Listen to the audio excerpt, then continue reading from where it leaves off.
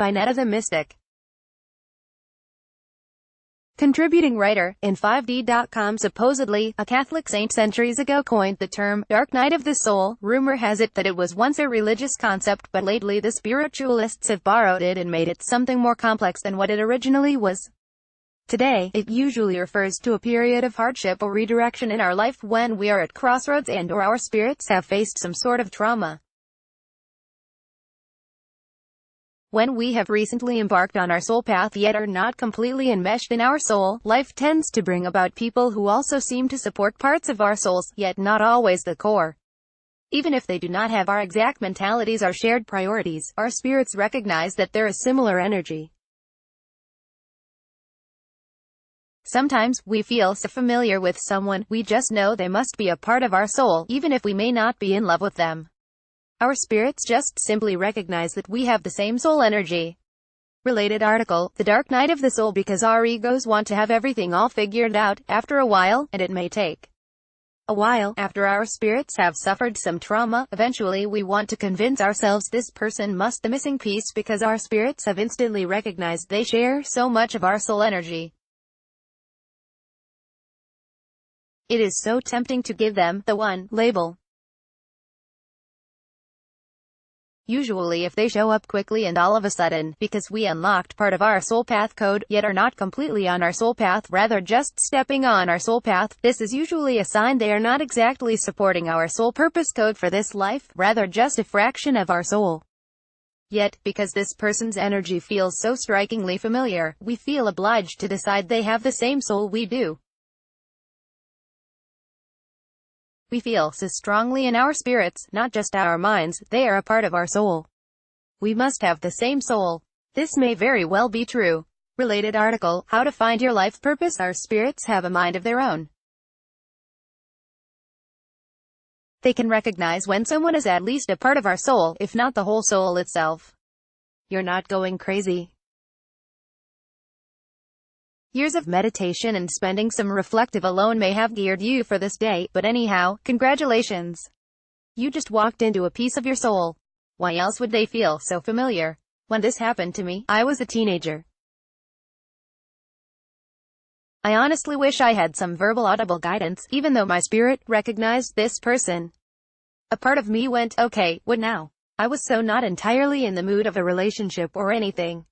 I was going through my own shenanigans.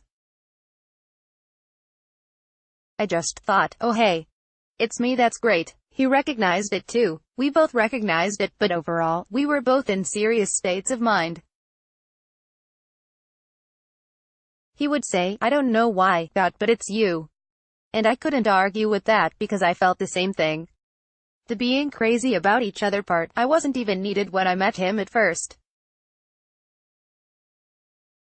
Now my truth may not echo with you, and that's fine. Skip ahead to another article if you feel that way. But I remember reading about the Fibonacci sequence in a math book when I was a preteen.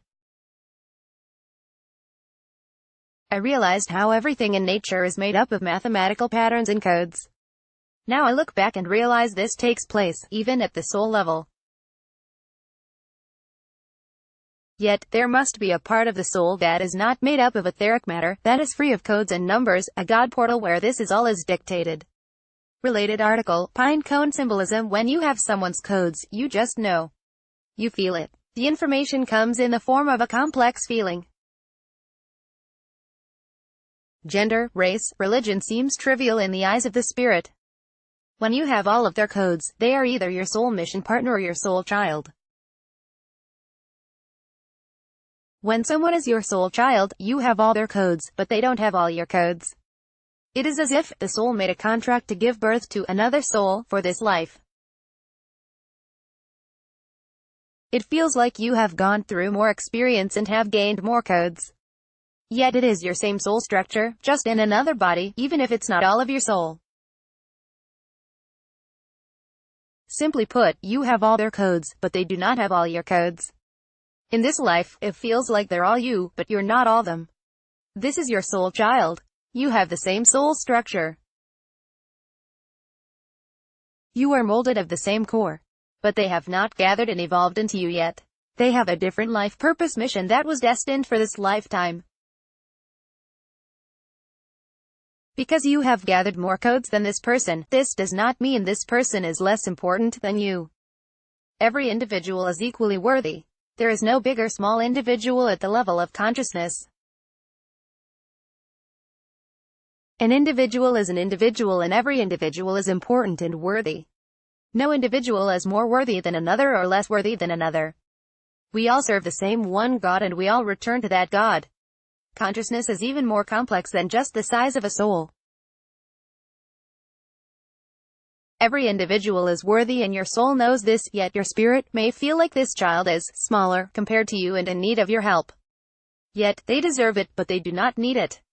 The core of a person is not in their soul size. The human mind is tempted to think their role is smaller than you, but every purpose ties into the greater good of the universe one way or another, so not role is small. The mind just channels it that way to make sense of the needs of the spirit. You must guide this person when you feel called to, but not because they need it and because they are incomplete without you, but simply because you feel called to. The process of nurturing, showing affection, and caring for this individual does not have to be romantic. You can hug this person and let them know you're there for them, even if you do not have the same exact life purpose code for this life.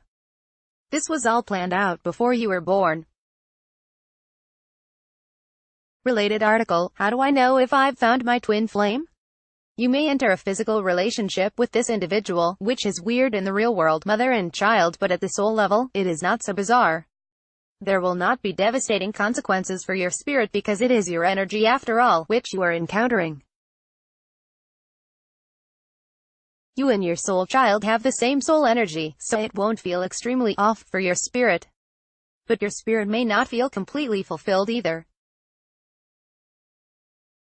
Of course, when you realize they are your soul fragment and you don't have the same life purpose mission set for this life, you'll be more inclined to be with your divine lover more than this consciousness placed in a soul fragment. We are more than just our souls, by the way. We are consciousness and what else God has assigned for us, placed in souls, placed in bodies. In alignment, intimacy is intimacy with love. The more self-respect one has, the more they want to engage in intimacy with love. Yet, the soul doesn't need to physically unite with anyone because it is already complete from day one. The soul lover and soul family are all packed inside. This life is just a ride. Our divine partners have all our codes, and we have all theirs. It is like a duplicate soul.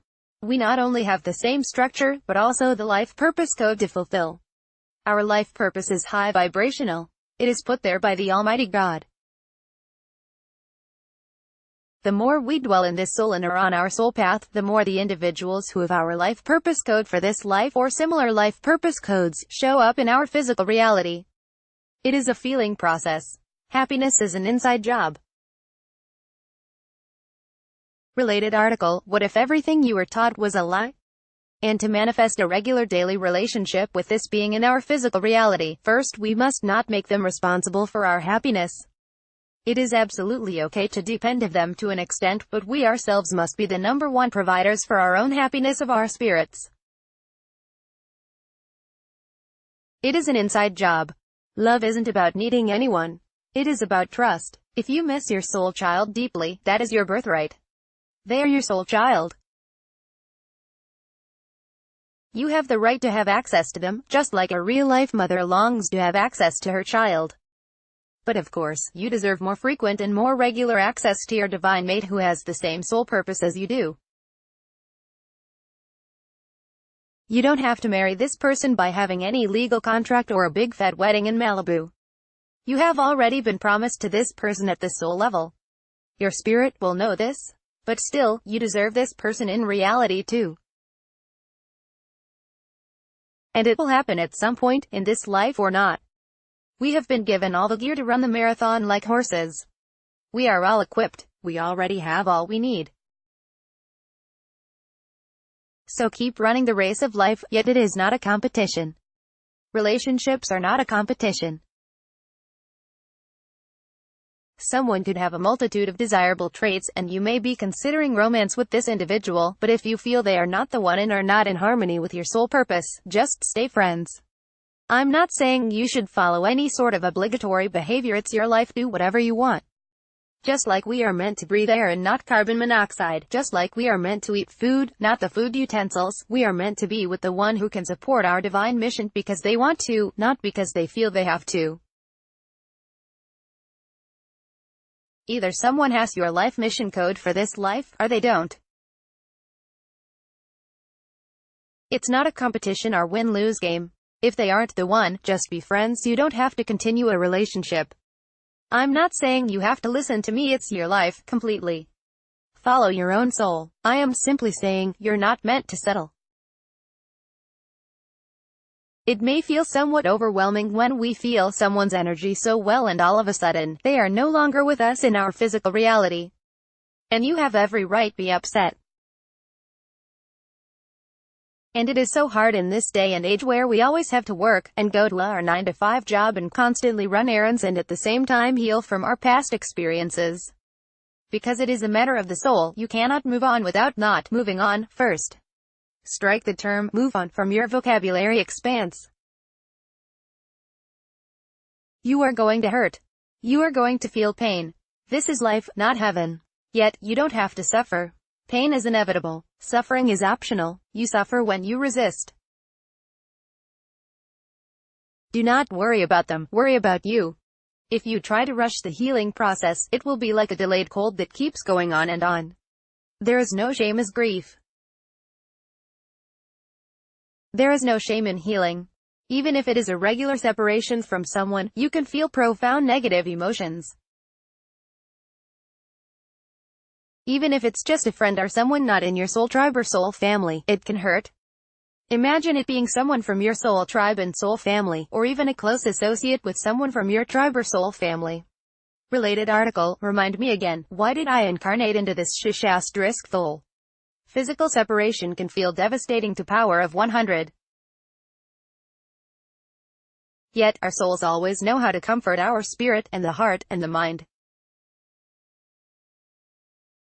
Don't believe the voices in the mind or make assumptions about the exact truth of the sensations of the heart when you're wrapped up in the physical world. Just be present with those thoughts and sensations. Let your spirit be switched to be placed under the reins of your soul, not your mind.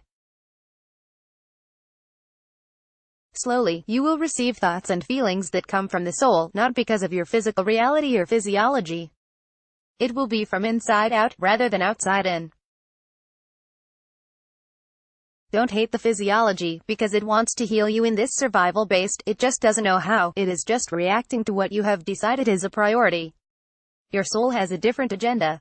It is not all about survival. Let everything start from the soul. There is no need to feel underappreciated ever.